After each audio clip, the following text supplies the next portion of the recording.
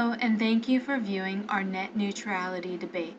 We are here to present against the motion that net neutrality is a good idea for people and business. On February 26, 2015, President Obama presented that and stated, "I believe the FCC should create a new set of rules protecting net neutrality and ensuring that neither the cable company nor the phone company will be able to act as a gatekeeper, restricting what you can do or see." More than any other invention of our time, the internet has unlocked possibilities we could just barely imagine a generation ago. And here's a big reason we've seen such incredible growth and innovation. Most internet providers have treated the internet traffic equally. That's a principle known as net neutrality. No blocking. If a consumer requests access to a website or service and the content is legal, your ISP should not be permitted to block it. That way, every player, not just commercially affiliated with an ISP, gets a fair shot at your business. No throttling. Nor should ISPs be able to intentionally slow down some content or speed up others, though through a process often called throttling based on type of service of your ISP's preference. Increased transparency. The connection between consumers and ISPs, the so-called last mile, is not the only place some sites might get special treatment.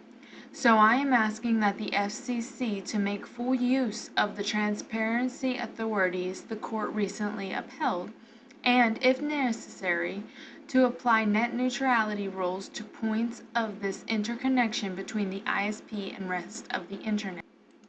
No paid prioritization. Simply put, no service should be stuck in a slow lane because it does not pay a fee. That kind of gatekeeping would undermine the level playing field essential to the internet's growth. So as I have before, I am asking explicit ban on paid prioritization and any other restriction that has a similar effect.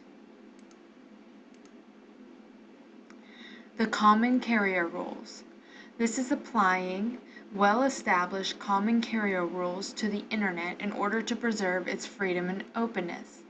Net neutrality means established common carrier rules will now apply to the internet in order to preserve its freedom and openness. Common carriage prohibits the owner of a network that holds itself out to all comers from discriminating against information by halting, slowing, or otherwise tampering with the transfer of any data.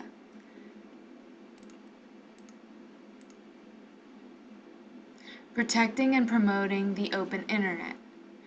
Open Internet Order adopts bright line rules that prohibit blocking, throttling, and paid prioritization, a rule preventing broadband providers from unreasonably interfering or disadvantaging consumers or edge providers from reaching one another on the internet. The key here is unreasonably. The classification. But there is some concern that internet providers could mislabel some types of internet content in order to avoid the strongest parts of the rules. Specialized services, a loosely defined category of web applications that covers things like voice over IP phone service, smart thermostats, and real-time health monitoring. The specialized services label comes with few restrictions. It gives internet providers the ability to bypass the FCC's rules that prevent internet throttling, blocking, and so-called fast lanes. Crawford and others fret that an internet provider could claim that its own video streaming service, say a rival to Netflix, was a specialized service, and then accelerate its traffic at Netflix's expense. This tactic would likely fall outside of the net neutrality rules. Speaking to reporters last month, a senior FCC official confirmed that the net neutrality regulations don't apply to specialized services.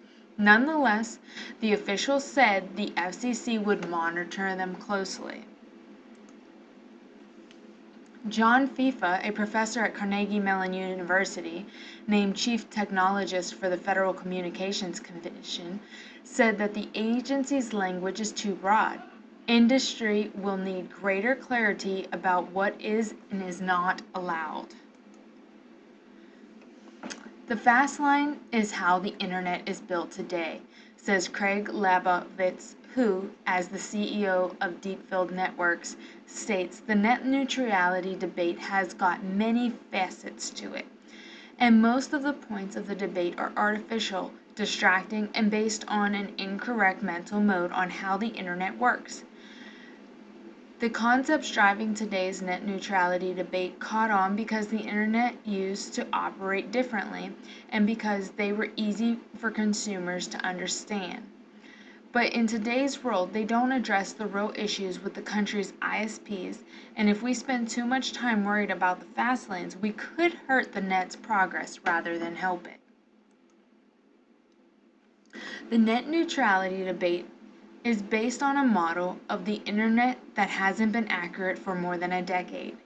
We tend to think of the internet as a massive public network that everybody connects to in exactly the same way.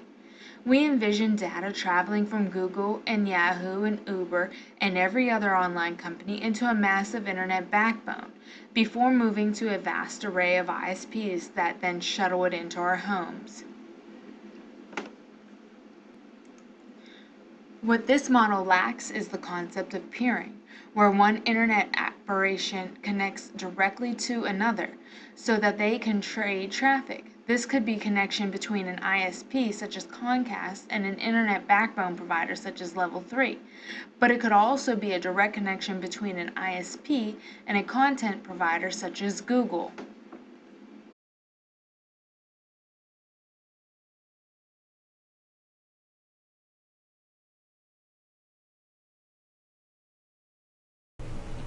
Now, let us look at a term called Title II and what exactly it means. There is a debate raging about how the FCC should regulate the internet. Some advocates are pushing for Title II, that's code for 1930s style utility regulation. Title II would put the FCC squarely in the middle of the internet, right beside the NSA. It saddles the internet with price controls and other heavy-handed rules from a thankfully long-gone era. The debate over Title II isn't a debate over net neutrality, which is why many net neutrality proponents actually oppose Title II. Instead, it is a debate between a vocal minority that wants greater government control over broadband authorities and defenders of a bipartisan consensus around the hands of the internet approach. Why exactly Title II is a bad idea? Title II would crush broadband investment, and it won't even ban the practices like fast lanes that its advocates worry about.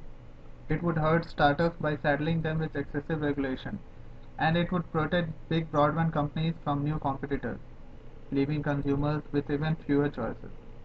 Title II would also hurt the undeserved by slowly deployment in minority and rural communities, and it would vastly increase the FCC's powers over the internet. What are some of the myths and reality related to net neutrality? Myth: broadband should be a public utility. The truth: public utilities are lousy at delivering high-tech services. What's the difference between water and the internet? Internet gets faster, cheaper, and more innovative over time, while water pretty much stays the same. Water, electricity, and other utility providers charge a lot for standardized products. They are slow to innovate because they are monopolies and regulation protects them from competition. Broadband providers are constantly pushing the boundaries of technology to keep pace with exploding demand. If you regulate broadband like you regulate water, competition will evaporate, and with it the incentive to keep upgrading networks. Your water stays the same and so does your electricity, but do you really want the internet frozen in time? Myth number 2: everyone on Team Internet agrees on the need for Title II. The truth: even net neutrality proponents oppose Title II because this debate isn't about net neutrality anymore. Google, Facebook, the NAACP, and other net neutrality supporters haven't joined the push for Title II. They understand the 1930s style utility regulation won't threaten just broadband but the entire internet. In essence, they want to maintain the hands of the net approach began under the Clinton administration. That bipartisan approach unleashed unfathomable innovation and made possible the staggering $1.3 trillion in broadband investment that built today's networks. Title II would slow down progress across the internet. Myth number 3. Netflix is championing real net neutrality. The truth. Netflix is just playing politics to gain a business edge. Netflix talks about a strong net neutrality, but is really just trying to cut its costs. Understandably, Netflix wants more broadband capacity and faster connections to its customers, but instead of simply offering to pay for these benefits, as it's always had to do, Netflix is promoting a Rube Goldberg regularity regime to offload those costs onto broadband providers. That means all broadband subscribers would have to pay, whether they use Netflix or not.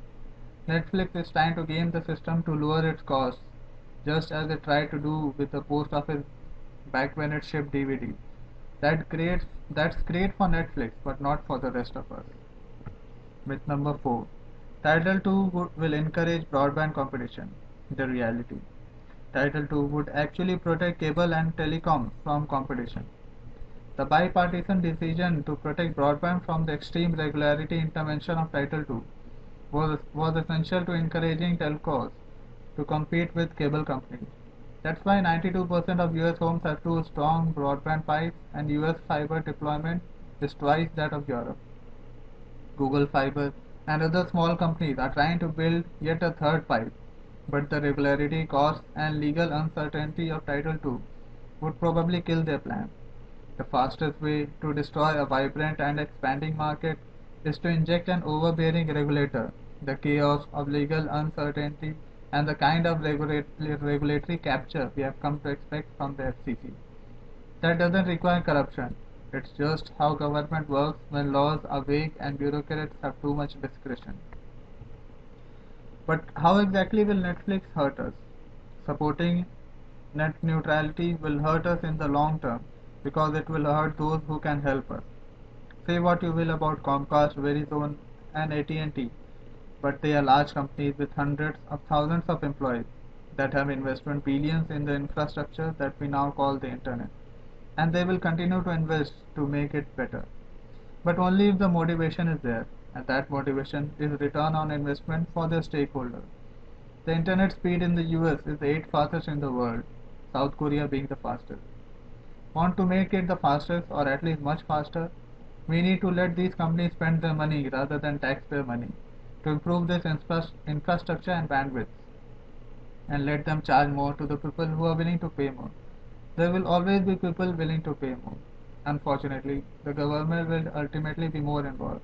That's because the internet isn't just an apartment or a car. It's now a utility, and everyone needs some type of access to it. If we require it to be normally neutral, we are in effect socializing it, and that will need management by an independent source, the government. But who will pay for that? Taxpayers? How will it be managed? These questions need to be answered before anything else. The money factor. ISPs could charge more money for more access to the internet. ISPs believe that heavier users of the internet should pay more.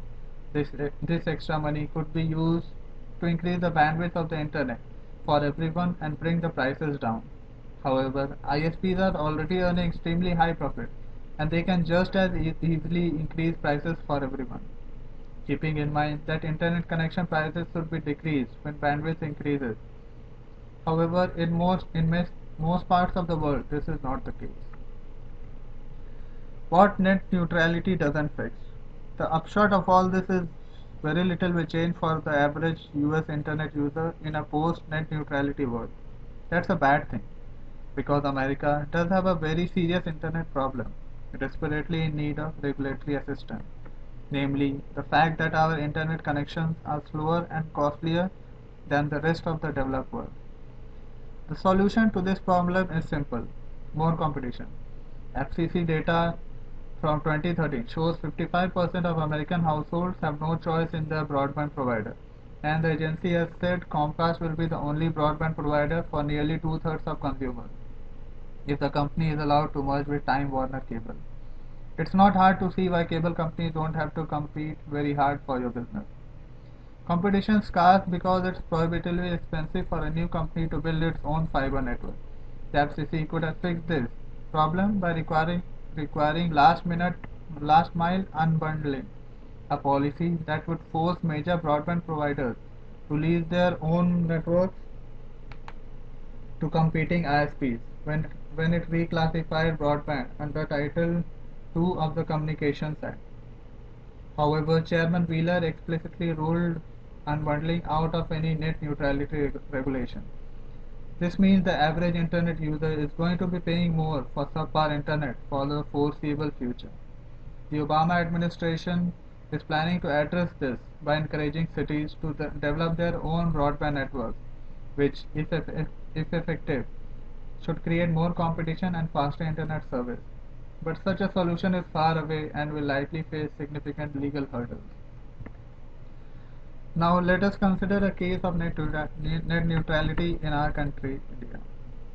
As of April 2015, there were no laws governing net neutrality in India, which would require that all internet users be treated equally without discriminating or charging differentially by user content, site, platform, application, type of attached equipment or mode of communication. There have already been a few violations of net neutrality principles by some Indian service providers. The debate on net neutrality in India gathered public attention after Airtel, a mobile telephony service provider in India, announced in December 2014 to levy additional charges for making voice over IP calls from its network using apps like WhatsApp, Skype, etc. In March 2015, TRAI, Telecom Regulatory Authority of India, released a formal consultation paper on regulatory framework for over-the-top OTT services, seeking comments from the public. The consultation paper was criticized for being one-sided and having confusing statements. It received condemnation from various politicians and Indian internet users. The last date for submission of comment was 24th April 2015 and TRAI received over a million emails. So finally we conclude that the internet should be left free and it should continue to innovate and reach to every nook and corner of the world without organizations looking to restrict what people should see and what they cannot see. So thank you all for listening and feel free to post any questions and we will happy to answer them.